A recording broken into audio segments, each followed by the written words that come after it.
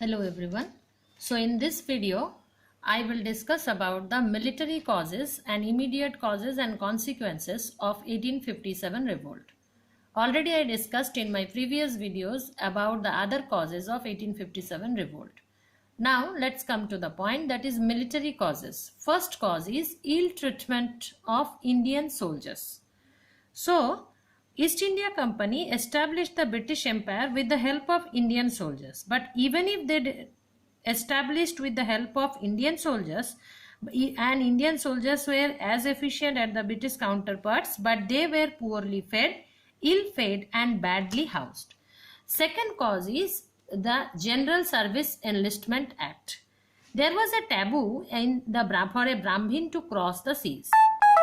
The British Parliament passed the General Service Enlistment Act. According to this act, Indian soldiers could be sent overseas on duty. As a result, it hurt the sentiments of and it brought the resentment among the Brahmins.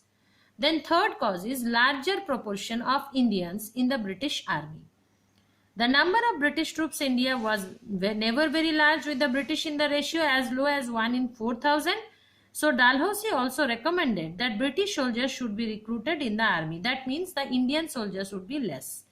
Then fourth cause is bleak prospects of promotions. Now all the higher positions were reserved for the British, and Indian soldiers could never rise above the rank of a subedar. Then fifth cause is deprivation of allowances. That means that the Indians army, they were never, even if they were sent overseas or they were sent in far off lands from their motherland, but they were never paid any extra payment, or any additional allowances were given to the Indian soldiers. Then seventh cause was faulty distribution of troops.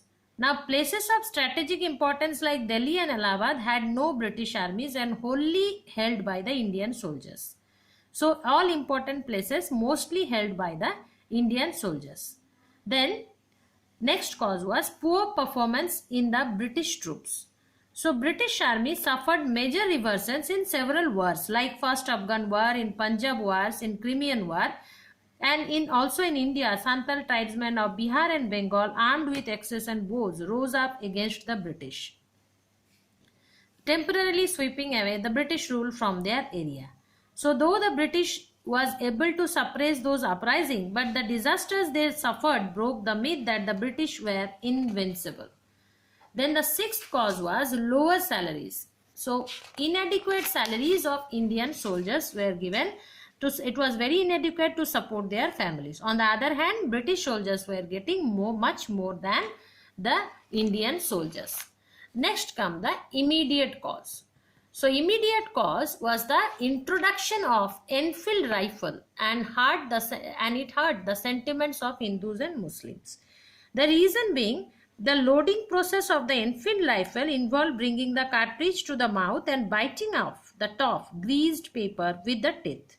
As a result, there was a rumor spread in the regiment that this greased cartridge was made of the fat of cow or pig, and it hurts both the sentiments of Hindus and Muslims. So both Hindu and Muslim soldiers refused to use these cartridges and staged an uprising when they were forced to use them. Now we will come to the consequences. So several consequences we could see. First of all, even if British won the battle of 1857, but we can see several consequences. First consequence is end of company's rule. First is that most significant was that the end of the rule of East India Company and assumption of the government of India directly by the Crown. So now this was done by Government of India Act 1858, and it transferred the power to govern India from the East India Company to the British Crown. Court of Directors were established. The power was to be exercised by the Secretary of State for India, aided by a council. Then actual governance was to be carried on as before by the Governor General, who was also given the title of Viceroy or Crown's personal representative. So, and in this case, Lord Canning was the first Viceroy under this Act. Then the appointments to the civil service were to be made by open competition under rules made by the Secretary of State. Second consequences was Queen Victoria's proclamation. So transfer of governance from East India Company to the British Crown was made public at Allahabad on November 1, 1858 by Lord Canning, and according to this it has been told that to follow a policy of non-intervention in social and religious matters of Indians. Nobody now interfered in religious matters in India. Now all the subjects, Indian and Europeans, are as equal, treated equally. Grant a general pardon to all those who had taken part in the war except those who were found guilty in murder of British subjects. Do its best to advance the industries in India and promote works of public utility in India so as to ensure the material as well as the moral progress of the people. Next consequences, end of Mughals and Peshwa.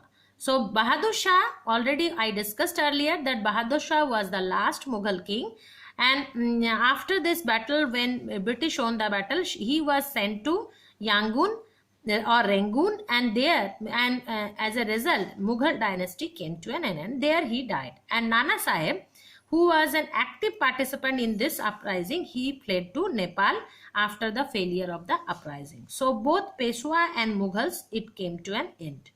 Then relations with the princely states, the policy of annexation and the doctrine of lapse were abandoned. So some of the princely states had remained loyal to the British, helped them in suppressing the uprising, and their loyalty was rewarded as it was also a British policy. As a result, some princely states, even if they were not under the annexation or doctrine of lapse, but they became loyal to the British, and as a result, British took full advantage of this situation. Next is policy of divide and rule. So British policy of divide and rule, already we have seen that all British adopted a policy of divide and rule so that they can make a gap between the major communities, that is Hindu and Muslims, and it continued. They alienated the people from their rulers by giving them special protection and concessions. As a result, Hindu-Muslim there was already hatredness and ill feeling between them was continued. Then sixth is racial antagonism. That is, the British believed in their racial superiority, so social distance was maintained. To preserve their superiority, railway compartments, parks, hotels, clubs, everywhere it was reserved only for Europeans. So racial discrimination continued.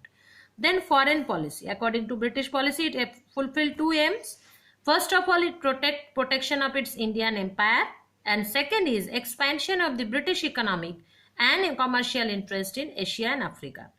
So British foreign policy was continued to preserve their interest.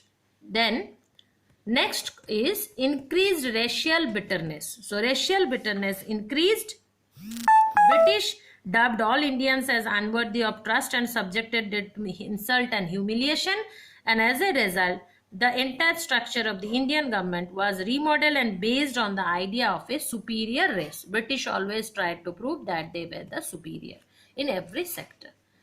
Then next is religious changes. British now declared that they would not made any policy or they would not made any interference in the religious customs of Indians. So religious sentiments would not be hurt. Next is changes in the army.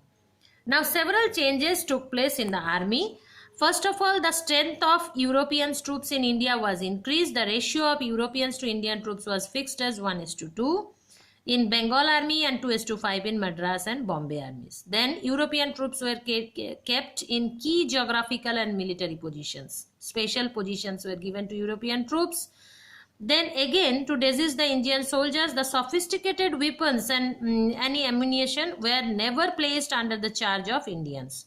Discrimination on the basis of caste, region, religion were continuing. In order to discourage nationalism, measures were taken like introduction of caste and community in most regiments were taken.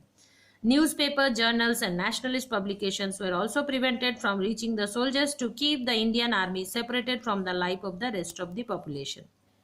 Then next consequences is economic exploitation. So economic exploitation was continuing. India was turned into a typical colonial economy, exporting raw material and importing finished goods. Salary and allowances of the Secretary of State, members of the Indian Council, The civil servants, military officers were a large drain on the country's resources. Peasants were also conditions where day by day it became worsened. And then rural artisans, especially the cotton industries, were totally collapsed. Indians had to pay heavy interest and dividends on the British capital invested in India. Then 12th number consequences is rise of nationalism. Now, whatever it is, even if British adopted several policies to suppress the revolt, but 1857 revolt was proved that it paved the way for the rise of national movement.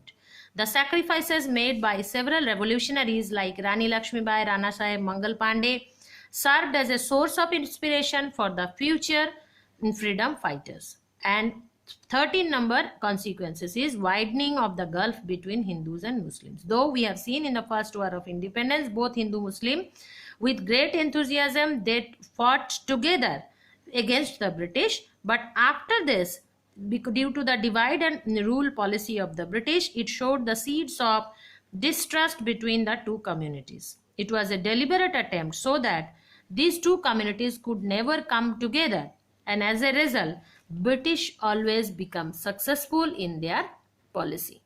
That's all. Thank you.